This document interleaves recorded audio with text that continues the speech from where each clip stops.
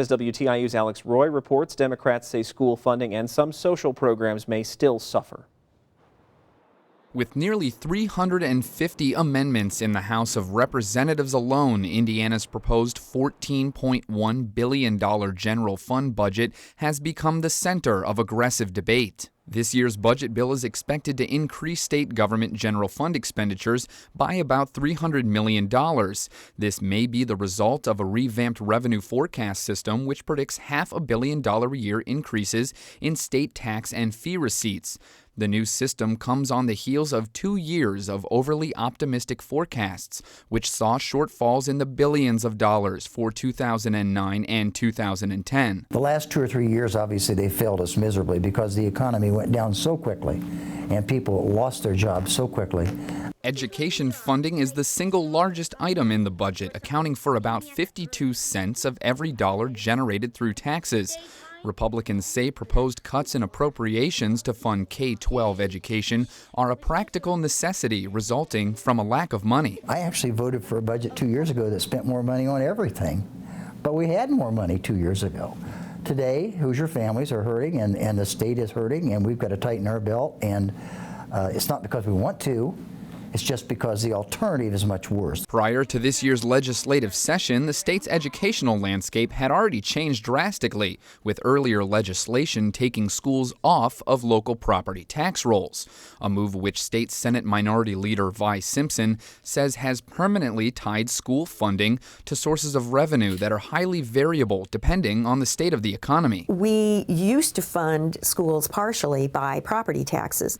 And so when there was a recession or a dip in revenue sources, property taxes were always stable. And by putting the property tax caps in the Constitution, we're never able to go back to that as a kind of safety net. Simpson's leading legislative opponent, President Pro Tem and Majority Leader of the Senate David Long, says schools were using property taxes to undertake expensive and unnecessary capital projects, which were placing an unnecessary burden on taxpayers. Indiana's been very famous about building Taj Mahals in the past. Per capita, maybe the most expensive school construction in the country at one time in the very recent past. I think property tax reform has reformed that. The current legislative budget, like all budgets prior, includes a formula which dictates how much each school receives from the state in funding. Unlike previous budget sessions, the limitations on local tax funding mentioned earlier have placed the formula at the center of considerable scrutiny. Democrats like Senate Minority Leader Vi Simpson have positioned themselves as defenders of public education. Almost everything that's being called education reform is really about taking money out of the public schools. And Republicans like Long claiming the mantle of reformer. We've had to manage our budget very carefully, but still prioritizing our K-12 educational funding, and I think we've achieved that with this budget proposal. So I think what we've seen here is that there are moving targets with this budget in terms of how much revenue we've got, where are we going to spend it. If I could get a 30-second encapsulation from each of you, starting with Terry, where do you think we should be aiming based on the fact we've got all these moving targets? You know, legislators will speak a lot of rhetoric about the importance of public education and funding it.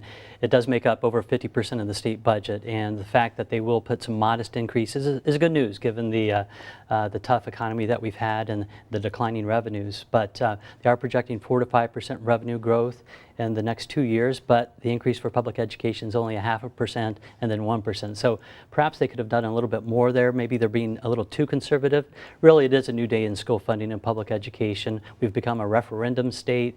School districts are going to the ballot often now to ask for increases in general fund revenues, and most of those are being defeated. So school districts are really grappling with tough times in public school finance.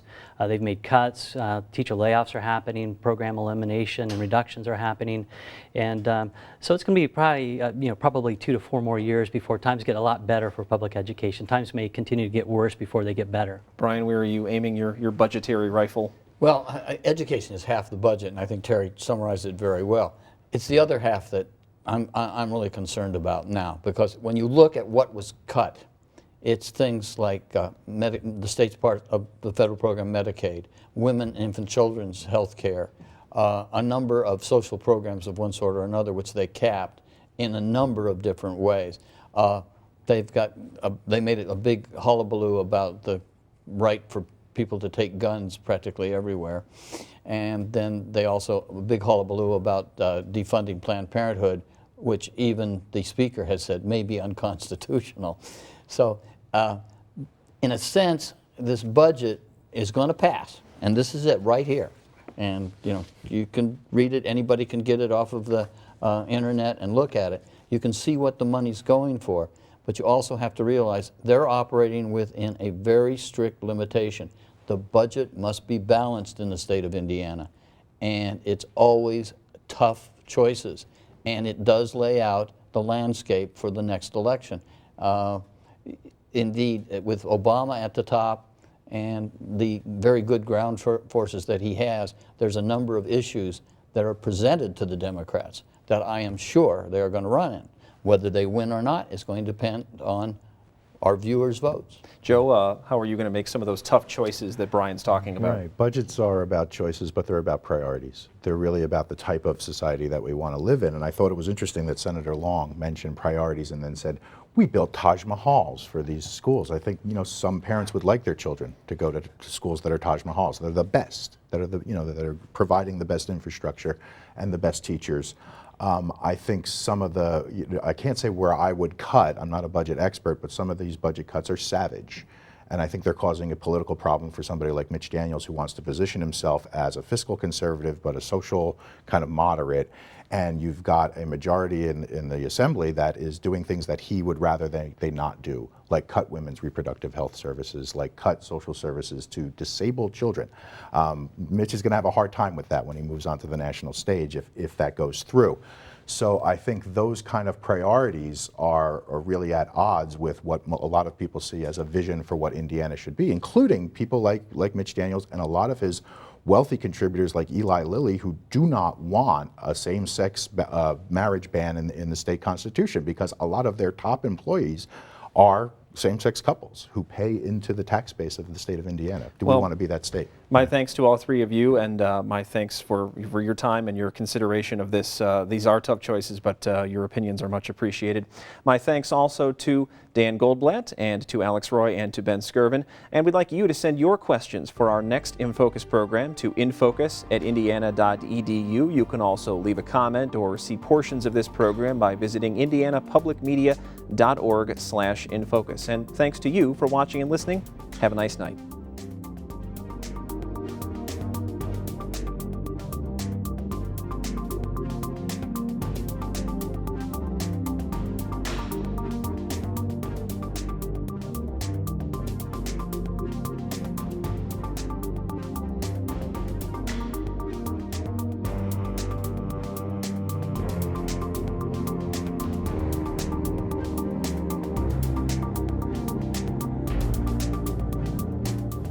Production support for InFocus is provided by Hoosiers for Higher Education, a statewide organization of alumni and friends of Indiana University, dedicated to raising the awareness of the importance of higher education for Indiana citizens and the state's future. More information at 800-937-3448. And Hoosier Energy, providing electricity for Central and Southern Indiana cooperatives and their member customers. Information at hepn.com. And by viewers like you. Thank you.